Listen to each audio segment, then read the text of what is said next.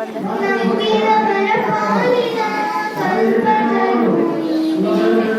ಈರೇಳು ಲೋಕದ ಅಣುವೀನ, ಈರೇಳು ಲೋಕದ ಅಣುವೀನ, ಇಹಪರದ ಸಾಧನಕ್ಕೆ ನೀನೇ.